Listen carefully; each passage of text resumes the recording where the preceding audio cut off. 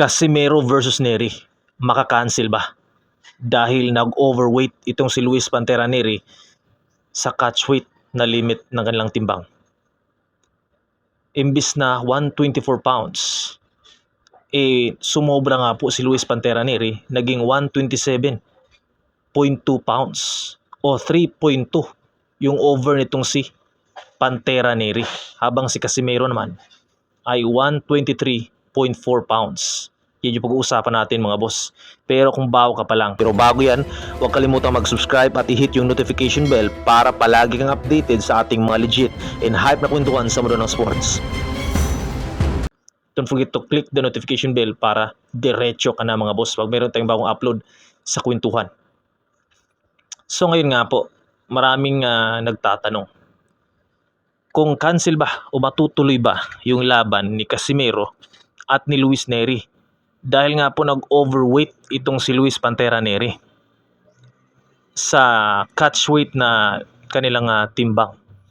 Imbis na dapat kunin ni Luis Pantera Neri is 124 pounds, ay naging 127.2. Sobra nga po. Ngayon si Casimero nga is 123.4 pounds. No, so ngayon, ang tanong ng karamihan, boss, anong mangyayari? Matutuloy ba? Cancel ba yung laban? Marami ako nababasa sa comment section sa ating ipinost. Sa pagkakaalam ko sa isang source, no, may sinabi yung isang source mga boss na matutuloy pa rin naman yung kanilang laban, pero bawal lumampas o lumagpas si Luis Pantera Neri sa 134 pounds. At meron rehydration clause, no? And yun nga, sa pagkakaalam ko rin medyo magbabayad itong si Luis Pantera Neri mga boss, dahil nag-overweight ito at may posibilidad na maban itong si Luis Pantera Neri sa Japan at hindi na ulit makakalaban.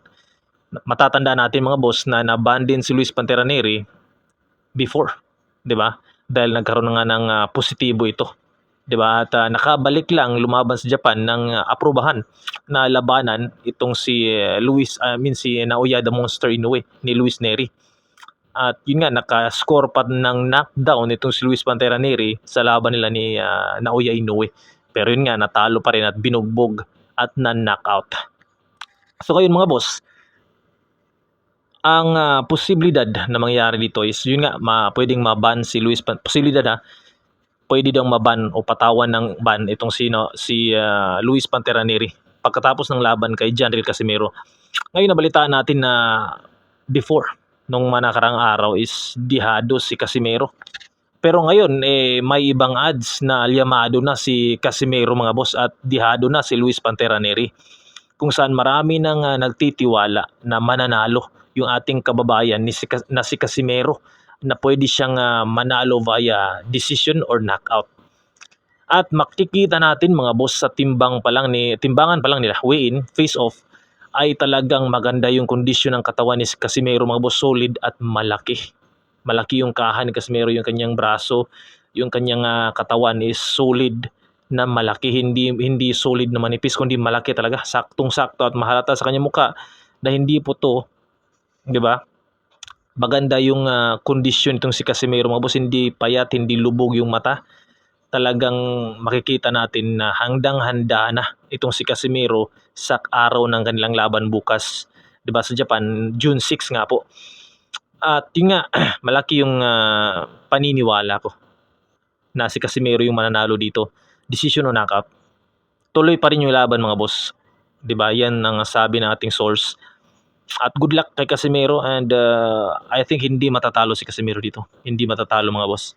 Hindi ko sinabing 100%, pero nung sinabi ko before 60-40 pabor kay Casimero, ngayon 80-20, mas malaki yung chance ni Casimero base sa kanilang face-off at weigh-in. Diba? So makikita naman natin sa kanilang, diba, weigh-in. Tingnan nyo yung picture ni Luis Pantera Neri, medyo, diba, hindi maganda yung enerhiya, yung postura sa kanilang weigh-in.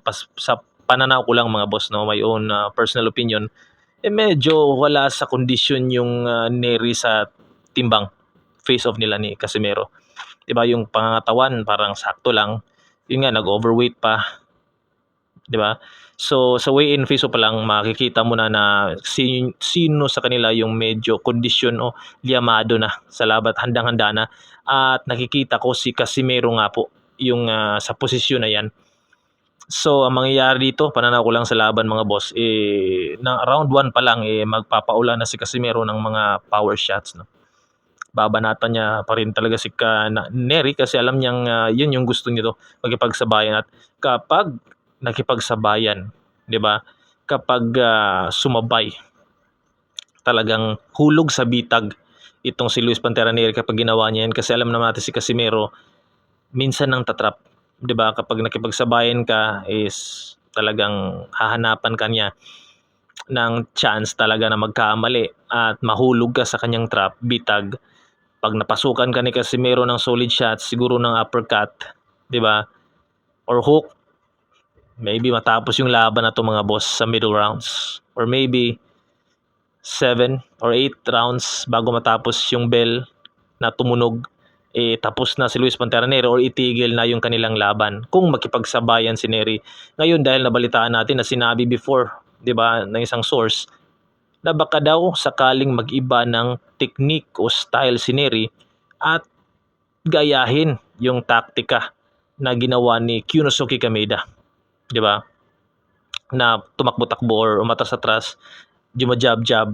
I don't know kung masasabi ba nating epekto ba 'yan sa style o ni Casimero kasi si Kameda matangkad ng konti kay Casimero, 'di ba? At si Neri halos magkapareho lang sila ni Casimero so hindi siguro tatalab yan. At saka yun nga, nakakahiya sa estilo ni Luis Pantera Neri na iibahin niya yung estilo niya na pressure fighting dahil matatakot siya sa lakas ni Casimero. So I think mahihiya si Luis Pantera Neri mag-iba ng style, 'di ba, ng galawan kasi dahil lang para hindi siya ma-knockout sa laban na to.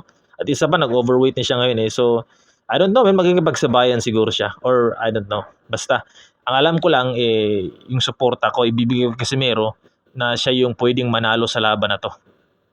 'Di ba? So comment down below kung same ba tayo ng pananaw at anong masasabi niyo mga boss na hindi makakancel yung laban at posible lang patawan si Luis Pantera Neri ng ban, 'di ba?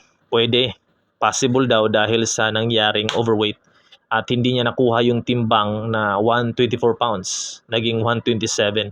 Sumobra ng 3.2 pounds over itong si Neri. At si Casimero naman talagang easy work.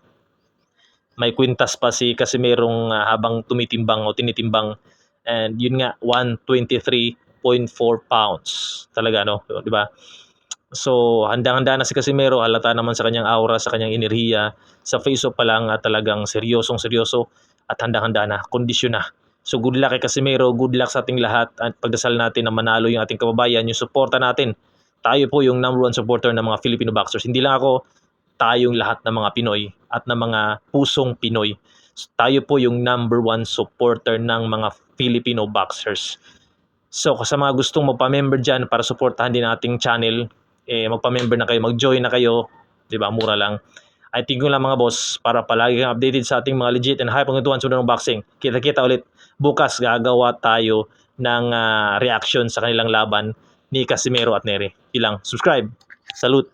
Peace out.